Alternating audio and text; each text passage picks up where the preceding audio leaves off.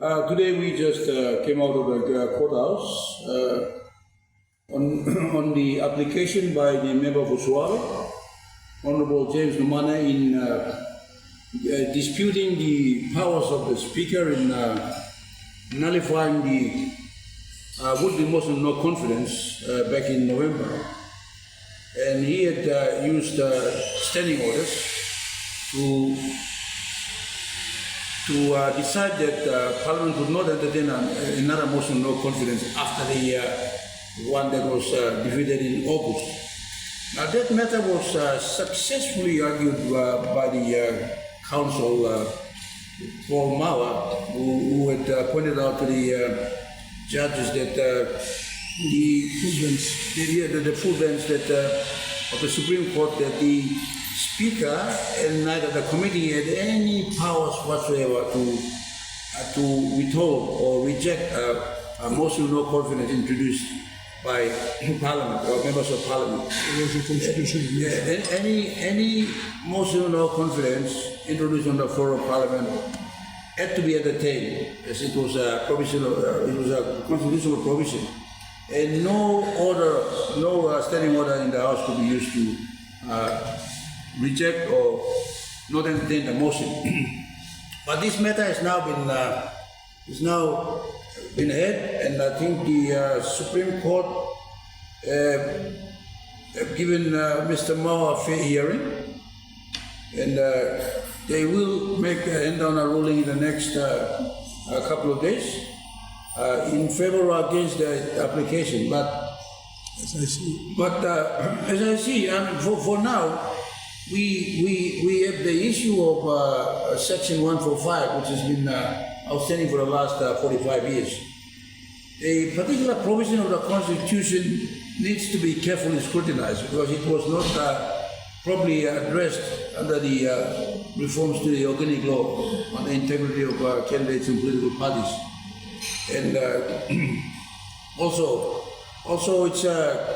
it's still confusing because, as it was repeatedly pointed out by both councils on the floor of Parliament today, the provision was initially planned by the Constitutional Planning Committee as a safety valve, but for the right reasons. Right reasons meaning, if there was to be a motion of no confidence in the Prime Minister or any minister in government, it had to be done so under particular circumstances.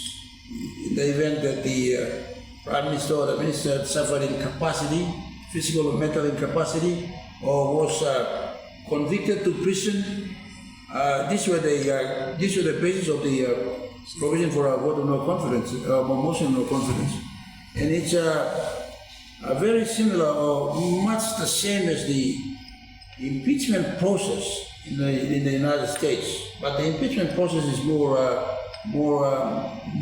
qualified because to impeach a president on the floor of Parliament, committees are set up to investigate into his misdemeanors. If it is serious and warrants an impeachment, the committee recommends, and it is decided by an absolute majority in Congress.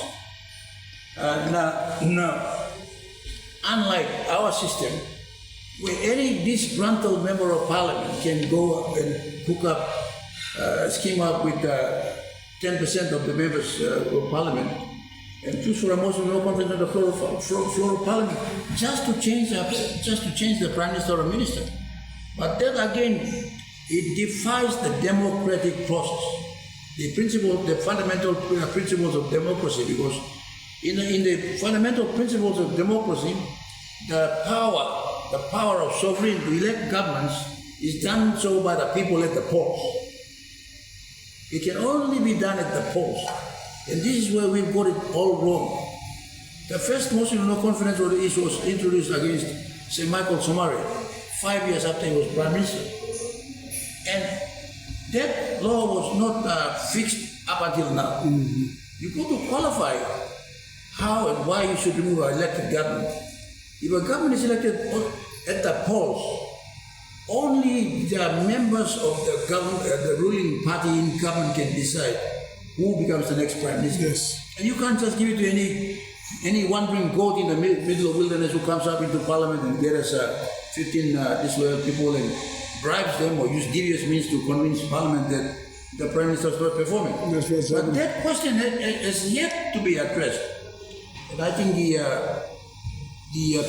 petition by the member for Suava is an opener, and people should look at it that way. It needs to be addressed whether you can replace only the prime minister or the government.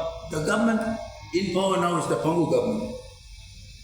So if you have to remove Marape as the prime minister, you remove the party. Well, you can't remove the party because the party was mandated at the polls. You only have to get another Pangu member to qualify as the prime minister. And these are constitutional issues that need to be addressed.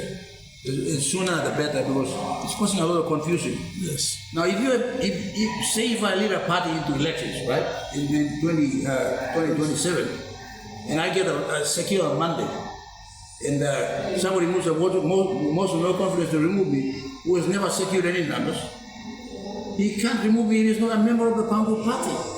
The power of mandate belongs to the people. If they elect a party and they form the government, only they can move the party at the poll. So these are questions in law that need to be addressed immediately. And there's a lot of shadows on what transpires on the floor of parliament. I mean, we are not supporting Pangu party or Marape. On record, Marape is an incompetent person as prime minister. He should really be gone. And there's no reason we can't see how members on the floor of parliament can support him continuously when the country is sliding into chaos. Law and order problems, economy is failing, there is corruption in government and public administration. There is absolutely no need for us to go to court to remove him.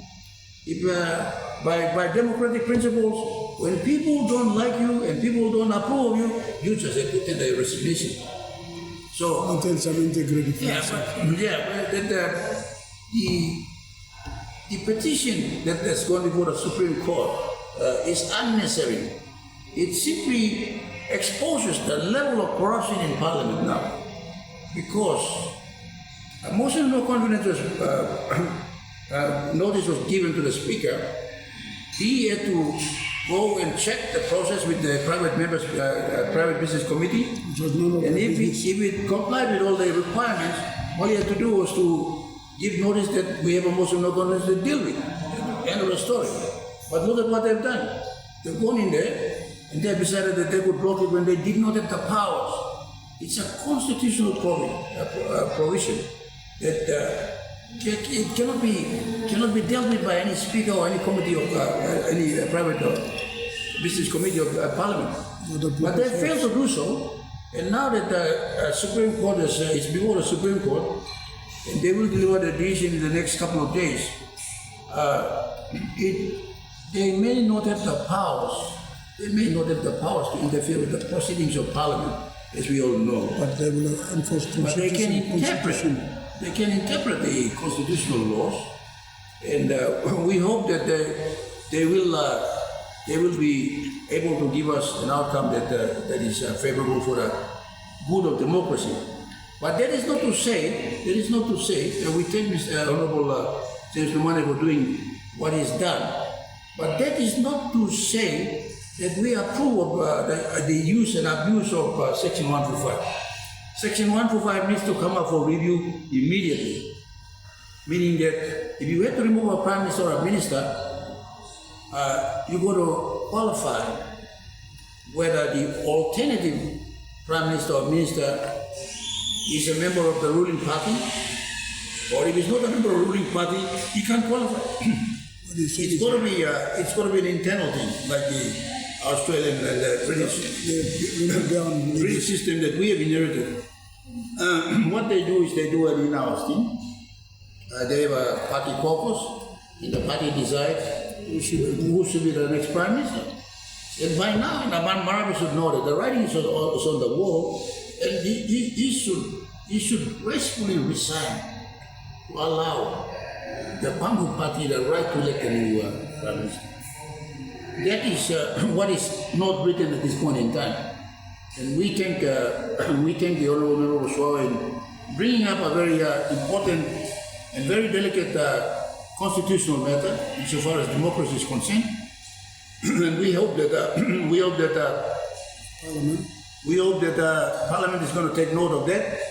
And in the event that the courts do make a ruling, in favor of Mr. Nomana's application, Nomana can change it. it's highly likely that Papua New Guinea is going to have a new prime minister in the next couple of weeks. And thank you for watching me today. John Endemongo Kua, President of the People's Anti-Corruption Movement, reporting from the Granville Hotel. Thank you.